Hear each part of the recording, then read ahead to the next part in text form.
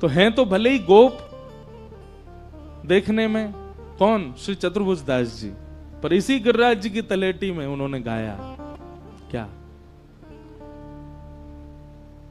दर्शन को नैना तपे, वचन सुनन को कान। ये गोपी की परिभाषा है। दर्श बिन दुख न लागे नैन, नेत्रों में पीड़ा हो रही है, जलन हो रही है। अधिकतर जलन कब होती है नेत्रों में? या तो नींद ना भई हो पूरी जैसे हमारी, या फिर कोई बहुत ही ज्यादा प्रकाश आ जाए तो।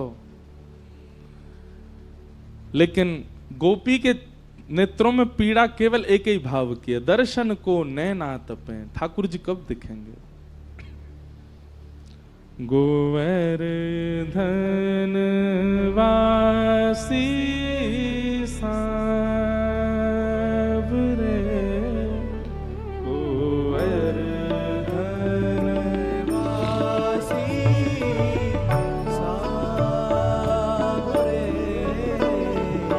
गोवर्धन वासी सांवरे, गोवर्धन वासी सांवरे, इस पद की व्याख्या इतनी सुंदर है, कभी कभी उठ जाती है मेरे मन में तरंग, तो मैं कर देता हूं, क्योंकि फिर 2-2.5 घंटा यही में निकल जाए। लेकिन कुछ कुछ भावों की व्याख्या करूं। गोपी का सबसे सुंदर परिचय है ये पद।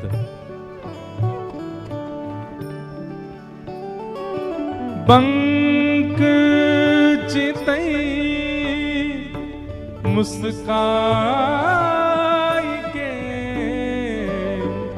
सुंदर वदन दिखाए। ओ बंक चितई मुस्काई के, सुंदर वदन दिखाए। बंधुओं, जब कोई ऐसी रूप की या लीला की भावना बताई जाए करे ना, तब नेत्र बंद करके चिंतन करे करो। यहां पर 2 भाव बताए जा रहे हैं। श्री चतुर्भुज दास जी कह रहे हैं, बंक चितई मुस्काए के, सुंदर वदन दिखाए। अब इसकी 2 भावना कैसी हैं? एक भावना तो ऐसी कि जिनकी बांकी चितवन है, ऐसे बांके बिहारी जी मुस्काए के सुंदर वदन दिखा। हे बांके बिहारी, हे बांके ठाकुर जी, आप मुस्कुरा करके अपने सुंदर वदन को मुख दर्शन कराओ ना। लेकिन या की दूसरी भावना बड़ी सुंदर है। बोले ठाकुर जी की मुस्कान कैसी है? बोले उनके पाम बांके हैं, उनकी कमर बांकी है, उनकी गर्दन बांकी है, पर उनकी मुस्कान भी बांकी है। मुस्कान बांकी कैसी है? बोले जैसे हम मुस्कुरामे तो हमारे दोनों होठ पीछे को जामे, पर ठाकुर जी कैसे मुस्कुरामे? बोले एक तरफ से ही मुस्कुरामे, बस एक तरफ से ही होठ पीछे जा रहे हैं, एक तरफ से ही मुस्कुरा रहे हैं। ये भी कला है, ठाकुर जी कर सके और कोई ना कर सके। बोले बाकी मुस्कान के लिए क्यों कह रहे हैं? बोले पूरे आधे मुस्कुरामे बामे तो हम ऐसे घायल से है जाएं, पूरे मुस्कुरा गए तो प्राण ही निकल जाएंगे, या हमारे बांके ही मुस्कुराओ। तो 2 भाव है। एक तो ये है कि जो बांके बिहारी हैं वो मुस्कुरा के अपना रूप दिखाओ, और एक भाव ऐसा है कि आप अपनी बांकी वाली मुस्कुराहट हमको दिखाओ। क्यों? पूरी देखने की सामर्थ्य हमारी नहीं है ना। अभी बहुत दिना जीनो है, और जी करके आपको बजनो है। खावे के काजे ना जीनो, कमावे के काजे, आपको भजवे के काजे जीनो है नाथ। अभी मत मार दियो हमें, ने के ही दिखाओ। बंक चितई मुस्काई के, सुंदर वदन दिखाए। ओ बंक चितई मुस्काई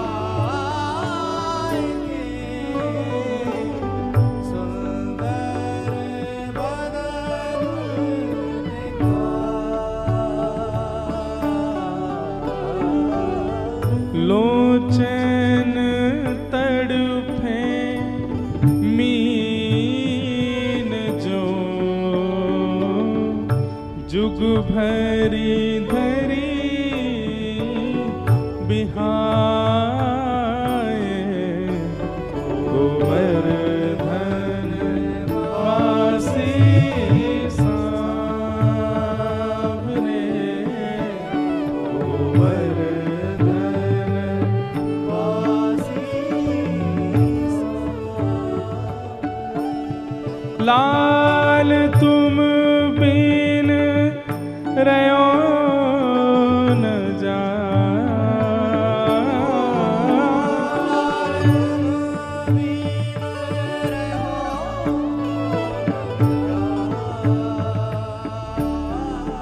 लाल तुम बिन रयो न जाए रे गोवर्धन वासी सांवरे गोवर्धन वासी श्री चतुर्भुज दास जी गोपी हैं। ठाकुर जी को थोड़ी देर को विरह है कि और थोड़ी देर में ही पद गा दियो। भैया हमारी श्वास रोक दे जाए तो थोड़ी देर ही काफी है प्राण निकरवे में। ऐसी स्थिति यदि ठाकुर जी के प्रति है जाए कि नेक देर को भी ठाकुर जी चले गए तो जैसे बिना श्वास के व्यक्ति, बिना जल के मछली, वैसी हमारी स्थिति है जाए। हम ऐसी स्थिति में है ही ना है अभी। तुम थोड़ी देर की बात कर रहे हो, खूब दिनांत तक दूर कर दो ठाकुर जी तो जी लेंगे हम तो। हमारी स्थिति नहीं है। पर चतुर्भुज दास जी व्याकुल हो गए, विचलित होने लगे, रुदन करने लगे। श्री गिरी कंदरा में बार बार गिर करके ठाकुर जी से कहे, नाथ आप प्रकट हो जाओ। रसिक रसीली बोलनी गिरी चढ़ी गाए बुला ओ रसिक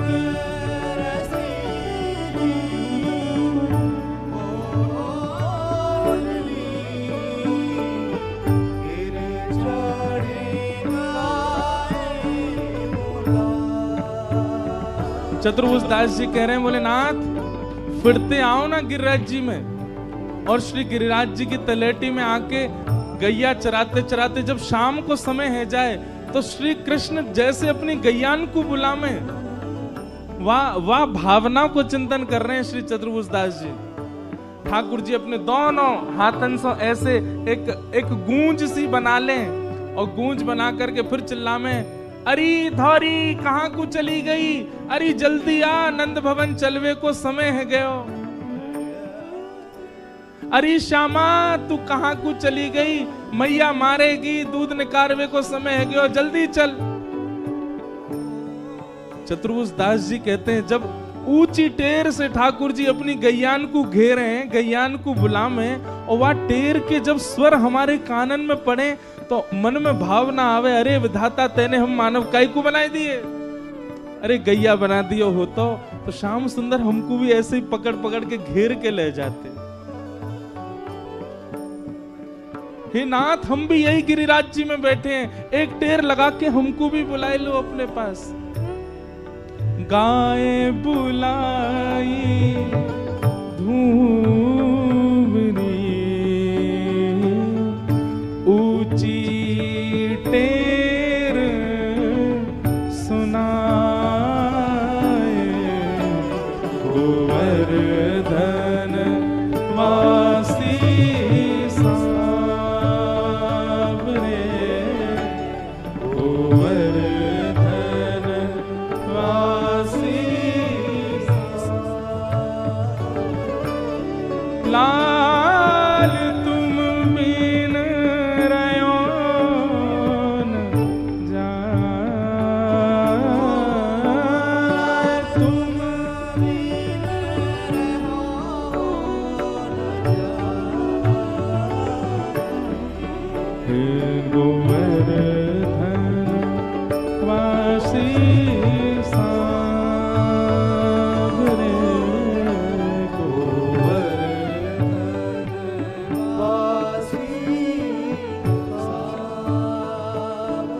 चतुर्भुजदास जी कह रहे हैं, मन अभिलाषा यह रहे,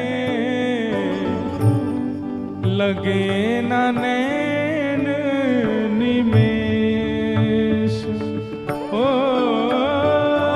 मन अभिलाषा ये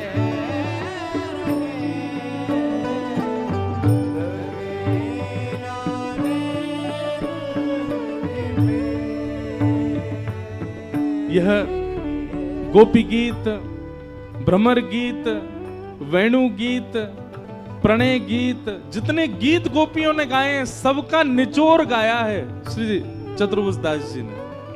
ये सामान्य पद नहीं है भैया, पुष्टि मार्ग में इस पद को अपना प्राण माना जाता है। जैसे श्रीमद् भागवत का प्राण गोपी गीत है, वैसे ही पुष्टि मार्गियों का प्राण है ये पद। अब इस भावना में श्री चतुर्भुजदास जी वेणु गीत का चिंतन कर रहे हैं, और वेणु गीत का चिंतन करते हुए कह रहे हैं कि मन अभिलाषा यह रहे, लगे न नैन निमेष, अक्षणवताम फलमिदम न परम विदाम। चतुर्भुजदास जी कह रहे हैं, अरे भैया ओ संसारी जनों ध्यान से सुनियो, तुमने दुनिया देख ली, लेकिन तुमने गैया चरा के वापस नंद भवन आते भाई कन्हैया ना देखे तो तुमने आंख पाके कहा कियो। बोले कैसे लगे श्याम सुंदर। वेणु गीत में गोपियां वर्णन करती हैं, ठाकुर जी ने आभूषण नहीं पहने, आभूषण पहन के जाएंगे वन में। ठाकुर जी गैया चरावे आभूषण पहन के ना जामे। तो बोले ठाकुर जी कैसे जामे। बोले ठाकुर जी सामान्य सो श्रृंगार करके जामे, पर लौट के आमे तो विचित्र ही बन के आमे। बोले मैया कैसे भेजे, ऊंची धोती पहना के, एक पटका डार के, और गले में पतरी से एक गुंजा माला पहना करके मैया भेज दे, लाला तो आभूषण पहनाऊंगी खोए आवे को, ऐसी चलो जा। ठाकुर जी जामे तो केवल गुंजा माला पहन के जामे वन में, पर लौट के आमे तो यशोदा मैया दौड़ के जावे, थाल लेके लाल जी की आरती करे, ऐसे प्यारे बन के आमे। बोले कहा करके आए हैं। वेणु गीत में इस भाव का वर्णन है, ध्यान से सुनना, चिंतन करो। ठाकुर जी कैसे श्रृंगार करें। बोले बछड़ा बछिया गैयान ने बांधवे वारी जो रस्सी रेखा है लोमना, कोई छोटी है कोई बड़ी रस्सी है, इतने सारी रस्सी इनको ठाकुर जी ले लें, और कछु रस्सी इनको सिर पे पाग बना के पहन ले, जा से गैया के पाम बांधे जामे दूध निकालते समय, लोमना को सिर पे बांध लें, वहां में रज भी लगी है, वहां में गोबर भी लगी है, और वहां को ठाकुर जी अपने सिर पे पाग बना के पहन लें। छोटे छोटे लोमना ने ठाकुर जी अपने बाजूबंद बना के पहन लें दोनों भुजान पे। एक लोमना से ठाकुर जी अपने कटी पे बांध करके मानो फेंटा कर लें वाको, और वन में जामे तो गैया इतनी देर चढ़ती रहे, ठाकुर जी कहा करें। बोले पत्तान ने पकड़ेंगे, पुष्पन ने लेंगे, और सबन को इकट्ठो करके, और उन्हीं कोई अपने घुंघराले केशन में कहीं पुष्प लगा लें, कहीं पे पत्ता लगा लें, कहीं पे कछु लगा लें, दोनों कानन के ऊपर कन्नेर के फूल टांग लें। और जो लोमना नेक नेक उधरे भये हैं, जो ढीले है गए, अब रस्सी तो है ना, कोई सुई धागो तो है ना, माला कैसे बनाए, तो उधरे भय से जो लोमना है उनके बीच में स्थान रिक्त पा करके ठाकुर जी उनमें सुंदर सुंदर माला अपने आप ही श्रृंगार करें अपनों, उनमें सुंदर सुंदर पुष्प लगा के एक लोमना बड़ो सो गले में पहन ले, बनमाली बन गए ठाकुर जी। आहा। और फिर अपने कंधा पे लंबी सी छड़ी जाते गैया हाके, बाकू धारण करके दोनों हाथ लटकाए के, जब बाकी अदा से श्याम सुंदर चले, चारों ओर गैया घेर करके चल रही है, गैया जोर जोर से कूदे, गैयान में होड़ लगी है, हम कन्हैया के बगल में चलेंगी, हम श्री कृष्ण के बगल में चलेंगी, चलते फिरते नेक स्पर्श तो है जाएगा। और वह होड़ में गैयान के खुरन से रज उड़ रही है, और वो रोज उड़ उड़ करके ठाकुर जी के प्रश्वेत पसीना के बिंदुओं पे जाकर के चिपक रही है। तम गोरजच्छुरित कुंतल वद्दवरह वन्य प्रसून रुचिरे क्षण चारुहासम।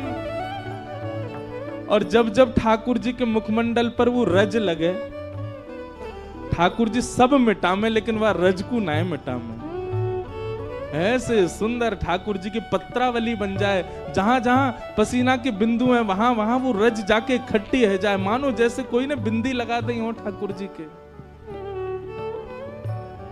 और वो श्याम सुंदर जब वृंदावन में प्रवेश करते हैं गैया चरा करके, गोपियां उस छवि को देखने के लिए अपने अपने द्वार पर, अटारियों पर, खिड़कियों पर जाकर के खड़ी हो जाती हैं। और उस समय विधाता से कहती हैं, अरे विधाता, तेरे आगे हाथ जोड़ रही हैं, तेरे आगे पाम पूज रही हैं, इन पलकन से यूं कह दे ये कभी झपको नहीं करें, और जब श्याम सुंदर हो तब तो बिल्कुल नहीं झपको करें। क्यों? त्रुटिर्युगायते त्वाम पश्यताम। जब श्याम सुंदर सामने से निकलते हैं और ये पलकें जब गिर जाती हैं तो एक क्षण के लिए लगता है मानो 3 युग बीत गए हों, क्यों आ गई ये सामने। चतुर्भुज दास जी कह रहे हैं, जाने दुनिया देखी लेकिन गैया चरा के लौटते हुए कन्हैया नहीं देखे, वाने कछु नहीं देखो। मन अभिलाषा यह रहे, लगे ना नैन निमेष। ओ मन अभिलाषा ये रहे,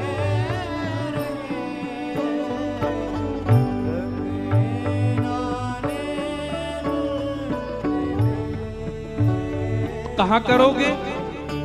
हो एक टक देखूं आवते, नटवर नागर भेष, गोवर्धन वासी सांवरे,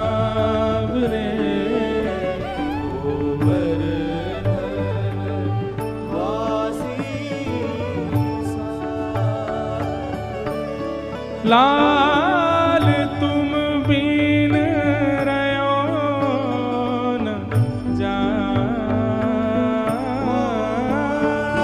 तुम बिन रहो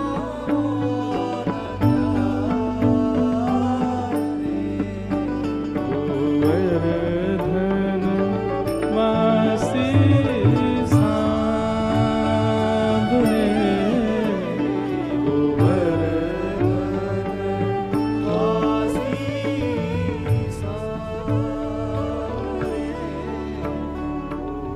मन मथ कोटिक वारिणे। गोपियां कह रही हैं, चतुर्भुज दास जी कह रहे हैं, मन मथ कोटिक वारिणे। अपने मन को, अपने करोड़ मनन की भावनान को श्री लाल जी पे वार दें। कब वारें? देखी डगमगी चाँद, मन मत कोटिक वारिणे,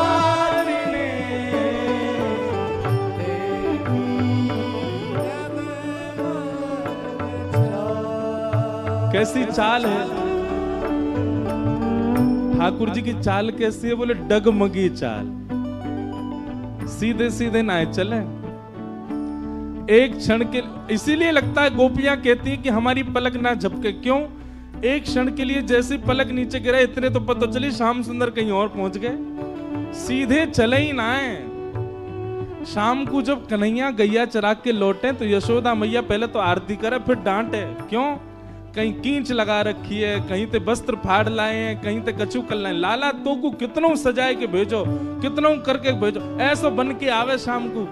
मधुमंगल सीधाम बोले, मैया बस पूछो ही मत, ऐसो कूद तो फांद तो चले, यूं ना कि सीधो सीधो चल ले।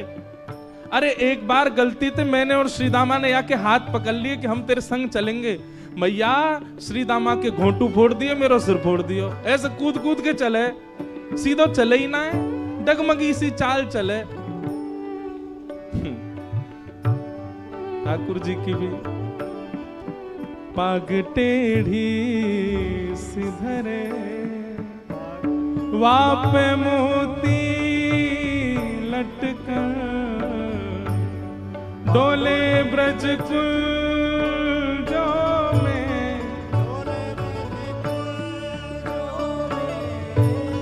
डोले श्री वृंदावन में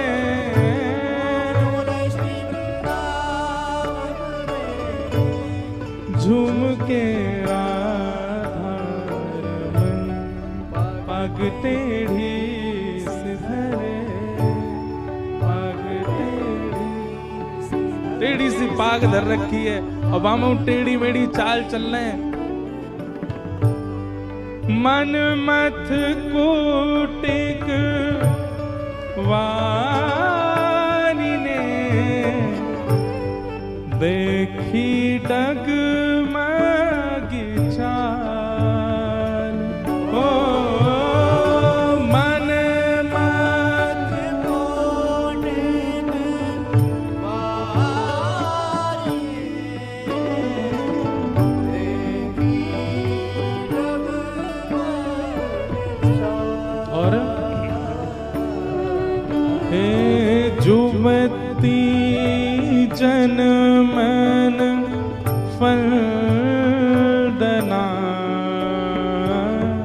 अम्बुज नयन विशाल गोवर्धन वासी सावरे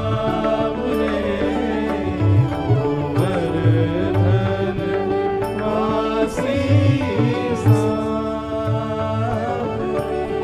लाल तुम बिन रहो न जान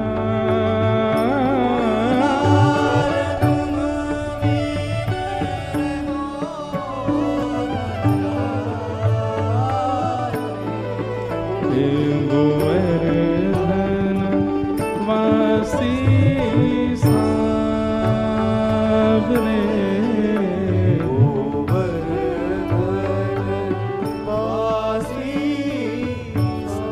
कुमनदास जी कह रहे हैं, चतुर्भुज दास जी कह रहे हैं, युवती जनमन फंदना अंबुज नयन विशाल। ठाकुर जी के नेत्र कैसे हैं? बोले जैसे कमल की कली होती है ना, आगे से बड़ी और कोने आती आती छोटी है जाए, तो ठाकुर जी के नेत्र बीच में तो बड़े हैं और कोने में आते आते छोटे है जाए।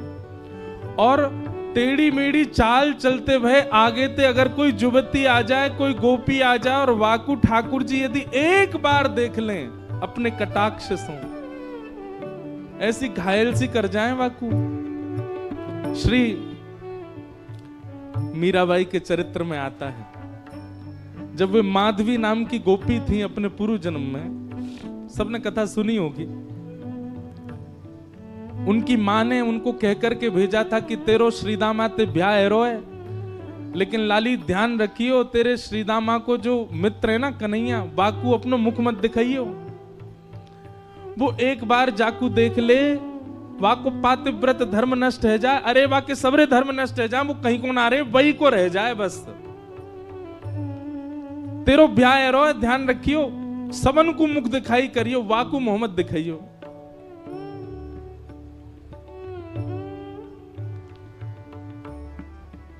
माधवी ने कही ठीक है, जिनसे मुख छुपानो चाहिए माँ ने उनको मुख दिखावे की आज्ञा दे दी, और जिनको मुख दिखानो चाहिए उनसे छुपावे की कह दे। लेकिन सो ही सुहागन प्रिय जाही रीझ हैं। कई बार बंधुओं हमारे ऊपर गुरु कृपा नहीं है, गुरु है ही नहीं है। कई बार हमारे ऊपर धाम की कृपा नहीं है, लेकिन फिर भी ठाकुर जी को भागे, कछु नहीं है तो भी उनके है जाएंगे। वही भयो माधवी के साथ। माधवी को ब्याह भयो, ब्याह करके जैसे ही आ रही, यहाँ ठाकुर जी को पता चली श्रीदामा को ब्याह है, तो घर में लड़ रहे मैया थे, मैया तू तो मुझे लगा बूढ़ो करके माने कि देख श्रीदामा को ब्याह है। मैया बोली तू कितनो बड़ो भयो? 3.5 वर्ष को है भाई। तो मैया अब मेरी उम्र है गई। मैया बोली मैया बोली लाला तो पे कछु आवे जो तेरो ब्याह करता हूं। बहू आके यूं कहेगी देखो कैसे तो ब्याह कर दियो कछु। बोल मैया देख मुंह पे सब आवे। यशोदा मैया बोली कहा आवे? मुंह पे चल वो आवे। कछु दिना पहले तक चलनो ना जानता हो घुटमुन, अब मुंह पे चल वो आगो। दूसरा मैया मुंह पे बोल वो आवे। मैया मुंह पे सो वो आवे। मुंह पे डोल वो आवे। सबरे काम तो आ गए, और कहा चाहिए मैया? और कहा करके लाऊं बता? 9 लाख गैयान को स्वामी में पिताजी ने 9 लाख गैया कौन कहेगा? मेरे काजी तो हैं। मैया बाबा को इकलो तो लाल में इतना बड़ा मेरा भवन, अब एक ही चीज की कमी है। कहा बोले एक बहू ना है बस मेरे पास, अब ब्याह करा दे मैया। और देख मैया श्रीदामा ब्याह करवे गए। मैया बोली बात न मत बनाए कर, चल बैठ जा। मैया कछु काम में लगे, ठाकुर जी पीछे पीछे डोलने मेरो ब्याह करा दे। मैया श्रीदामा की बहू आ गई, मेरी ना आई है, मेरो ब्याह करा दे। मैया ने जब नहीं सुनी तो ठाकुर जी रूठ के बोले मैया देख तू मेरो ब्याह करा दे, नहीं तो श्रीदामा की घर ले आऊंगा मैं, बउआ की बहू ले आऊंगा। मैया ने ठाकुर जी डांट फटकार के भगाए दिए। ठाकुर जी को पता चली श्रीदामा की बहू आ गई है। ठाकुर जी कूदते फांदते पहुंच गए श्रीदामा के पास। ब्याह है गो? बोले हाँ। बहू कहाँ है? बोले भीतर बैठी है। बोले मुंह दिखा दे। अरे लाला तेरी भाभी है, तू देख ले। बोले भाभी ना है वो बहू है। बोले बहू तो लाला मेरी है। ठाकुर जी बोले मुंह तो ऐसा लोगो करती, बहू सबन की होए करे। श्रीदामा बोले लाला तेरी बात ऐसी है, तेरी तो भाभी है वो। बोले अच्छा ठीक है मैं देखता हूं, नहीं देखूं तो सही बहू हो मैं कैसी है, मेरा ब्याह होगा तो पहले तो पता रहेगी। हाँ लाला मिल गया। ठाकुर जी जैसे ही पहुंचे माधवी को पहले ही जाके बता दे। बोले श्रीदामा के परम मित्र श्री कृष्ण आ रहे हैं मिलवे। ओहो कृष्ण को नाम सुनते ही माने तो मुंह ढक लिया अपना। बोले जो वही है, जाते मैया ने कही मुंह छुपा के रखना है। ठाकुर जी ने खूब अनुनय विनय किए, हाथ जोड़े पाम पूज लिए। बोले भाभी ने मुंह दिखाए दो, नहीं दिखाया। ठाकुर जी बोले तू जाने ना आया भाई, मेरे मुंह को देख, मेरे मुंह देखवे के काजे करोड़न वर्ष की तपस्या करें, इतना नाम जप करें, उंगली घिस जाए तब वो मेरा मुंह ना देख पाए, और मैं तेरे आगे हाथ जोड़ खड़ा हूं तू देखना रही है। माधवी कुछ नहीं बोली। ठाकुर जी बोले ठीक है जा रहा हूं, तड़पेगी मुंह को देखवे के काजे। चले गए। लेकिन माधवी को उसी समय से बेचैनी होने लगी जैसे ठाकुर जी गए ना। अब तो कहीं भी जाती है गोपियां चर्चा भी कृष्ण की करती हैं, बैठती है तो चर्चा श्री कृष्ण की होती है, सब गोपियां आपस में बात करती हैं। तो माधवी उनको समझाती है, अरे तुम कैसी कन्या हो, अपने पति के बारे में बात नहीं करती, वो उसके बारे में बात करती रहती हो। नंद जी को लाला ऐसा हो, नंद जी को लाला ऐसा हो। एक गोपी से यूं तक सुन ली माधवी ने कि वाकई उम्र अभी 3.5 वर्ष की है। तो माधवी बोली राम राम राम, शर्म नहीं आती? नेक सो बालक वाकु प्रियतम मानो तुम।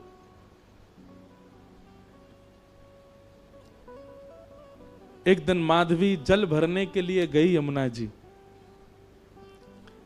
और यमुना जी पर जल की गागर जैसे ही भरी, सब गोपी तो अपने अपनी जल ले ले करके वहां से चली गई। माधवी थोड़ी विलंब से पहुंची, अकेली जैसे जल की घागर भर के उठान लगी सो उठे नहीं, ऐसी भारी। अब इत को देखे कि कोई आ जाए, आकर के नेक ऊंचाई दे, आकू मेरे मूड पे धर दे, सिर पे तुम्हें ले जाऊं। खूब प्रयास किया लेकिन कोई दिखो नहीं दूर दूर तक। तभी नंद नंदन बांकी अदा से चलते भय वहां पहुंच गए। यहां पाम धरे वहां पाम धरे, मटकते भय नैन के सैन चलाते हुए। सैन मतलब जाने ना, याते के सैन। ठाकुर जी ऐसे चलाते रहे अपने बौन ने, सीधे ना रखें, सब जगह ते टेढ़े हैं, कछु ना कछु करते रहे। मतलब रात में सोते कैसे होंगे, वहां सीधे नहीं सोते होंगे, यशोदा मैया नंद बाबा पे चढ़ जाते होंगे। कोई काम सीधो ना करें। ठाकुर जी हमारे कानों हिला लेते होंगे, नाकों हिला लेते होंगे, का करें पतो ना। पहुंच गए। माधवी ने ठाकुर जी को देखो तो हो ना हो, लेकिन जैसे श्याम वरण श्री श्याम सुंदर सामने से आ रहे हैं, सो माधवी बोली, ओ लाला इतकुआ ने कहियो नेक मेरी मटकी उचाए दे, मूड़े धरवा दे, फिर चलो जइयो। ठाकुर जी ज्यों ज्यों पास आते जाएं, माधवी को त्यों त्यों लगे तो सही कि यह बालक में कछु तो अद्भुतता है, लेकिन वाय ना पता है कि ये श्याम सुंदर ने कभी देखे ही नहीं। नेक देखे और फिर कछु काम करने लगे, लेकिन काम वाकई स्थिति ऐसी है गई कि वो और चीजन में को मन लगे नहीं रहो, वाकई नेत्र अपने आप फिर रहे हैं। एक बात याद रखना बंधुओं, ठाकुर जी ने जादना अनुभव करा दियो, इंद्रिय अपने वश में नहीं रहेंगी। आपके हाथ, आपके पाम, आपके कान, आपके नेत्र, आपकी जीव, आपकी नासिका, ये समस्त इंद्रियां, बुद्धि, मन सब हमारे वश में है। लेकिन जादना ठाकुर जी को नेक देर को भी साक्षात्कार भयो, सब ठाकुर जी को है जाएगा। अब माधवी कर तो कार्य रही है, नेक नेक मटकी को ऊंचाई हुई की प्रयास कर रही है, लेकिन वहां के मन में बार बार यावे नेक तो देखूं याकू, और फिर नजर घुमा के देखे और फिर खुद पे विचार करे काई को देख रही हूं मैं, फिर अपना काम करने लगे, फिर काम कर, फिर नेक तो देखूं, फिर देखे और फिर देख करके फिर दोबारा अपने कार्य में, ऐसी स्थिति है गई। माधवी ने झटपट नेत्र बंद ही कर ली, बोले देखूंगी ही ना। पता ना क्यों इतना आकर्षण है रो। ठाकुर जी आ गए, माधवी नेत्र बंद करके, लाला नेक ऊंचाई दियो, मटकी ऊंचाई दे, उठवाए दे। ठाकुर जी बोले, मेरे छोटे छोटे से हाथ मैं कैसे उठवाऊंगा। अब माधवी की स्थिति ऐसी कि रूप नहीं देख रही है, नेत्र बंद करके बैठी, पर ठाकुर जी का स्वर ऐसा लगा कि वो स्वर सुनते ही माधवी के चित्त में मानो कंपन जैसा हो गया। मैं एक बात कहा करता हूं कि आप नेत्रों से यदि बचना चाहो तो नेत्र बंद कर लो, ठाकुर जी को मत देखो, तो वो स्वर ऐसा बोल देंगे कि कानते उनके है जाओगे। कानन में रुई लगा लो, नेत्रन से देखेंगे नहीं, कान से सुनेंगे नहीं, तो उनके तन की सुगंधी ऐसी आवेगी कि वहां से उनके है जाओगे। नासिका बंद कर लो, आंख बंद कर लो, कान छुपाए लो। बोले अब ठाकुर जी कैसे होंगे। अपनी एक कनिष्ठ उंगली से ठाकुर जी आपके हाथ को छू देंगे, बस वह स्पर्श से उनके है जाओगे। कब तक बचोगे। आपकी इच्छा है तो सर्वांगीण इंद्रियां लगा दो तो ठाकुर जी के नहीं हो पाओगे। ठाकुर जी की इच्छा है गई तो वो आपकी एक भाव से आपको खींच लेंगे। माधवी ने नेत्र तो बंद कर लिए, लेकिन स्वर ऐसा बोलो कि अब पलक अपने वश में नहीं है, अपनी स्थिति में नहीं है, खुल गई अपने आप और देख लिए श्याम सुंदर। ऐसो मधुर मुस्कान, ऐसे नेत्र, ऐसी नासिका, आहा कहां कहें रूप की सीमा। लेकिन तुरंत माधवी बोले, हाँ लाला ऊंचाई दे। माधवी ने नेक हाथ लगायो। अब ठाकुर जी मटकी उचान लगे तो उचाते ही कहा भयो, अब नेक से ठाकुर जी, माधवी तो खूब बड़ी, तो ठाकुर जी को हाथ जहां तक जाएगा वहीं तक तो उचाएंगे। लेकिन स्थिति कहा भाई, उचाते उचाते उचाते उचाते ठाकुर जी लंबे हैं लगे, और इतने लंबे है गए कि उचाते भय माधवी के बिल्कुल सामने ही आ गए, बिल्कुल नेत्रन के सामने ही आ गए। माधवी ने जब रूप देखो, गाढ़ करके ठाकुर जी माधवी को देख रहे हैं, माधवी ठाकुर जी को देख रही है।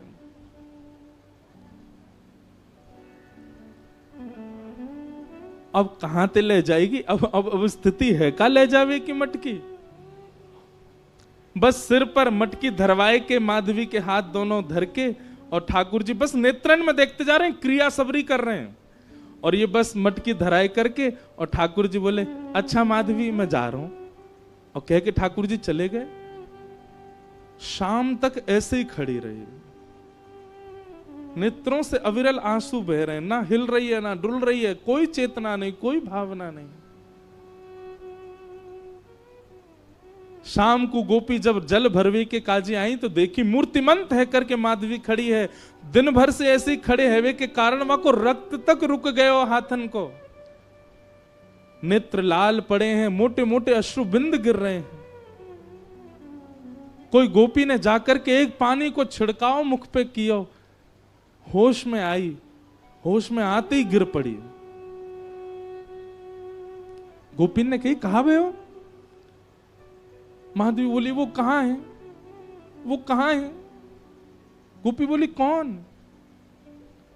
अरे मेरी मटकी ऊंचाई के गए हो, ऐसे कमल जैसे नेत्र, ऐसी मधुर मुस्कान, पता नहीं क्यों उसके प्रति इतना आकर्षण हुआ। और बहन कहा कहूंगा को स्वर सुनकर के तो मैं अपने वश में ही नहीं रह पाई। कृष्ण नाम जब ते श्रवण सुनो रियाली, भूली री भवन में तो बाबरी भई रे।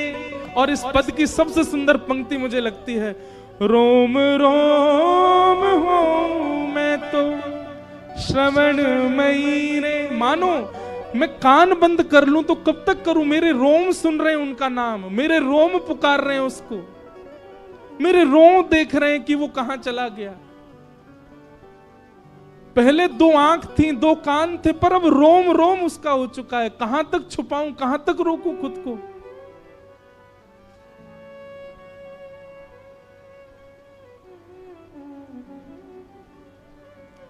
इसी भाव को चतुर्भुज दास जी कह रहे हैं, जुवती जनमन फंदना अंबुज नयन विशाल। ठाकुर जी को स्वरूप कैसा है? बोले एक क्षण के लिए दिखेगा, लेकिन वो एक क्षण के दिखवे के बाद में ऐसी स्थिति कर जाएंगे आपकी, कुछ नहीं कर पाओगे। पहले ही भैया कल ही चेतावनी दे चुका हूं मैं ये चेतावनी केवल आपको नहीं, खुद को भी दे रहा हूं। ज्यों ज्यों रस बढ़े, ज्यों ज्यों कथा में भाव बढ़े, मैं खुद को भी चेतावित करूं कि अरे भाई नेक रुक जा, नेक डट जा, ज्यादा मत जा। क्योंकि गोपी की स्थिति, हम बात करने तो बैठ गए गोपियों की, पर उस स्थिति में जाना कोई खतरे से खाली नहीं है। संसार के लिए खतरा है वो, आप कोई के नहीं रह पाओगे फिर।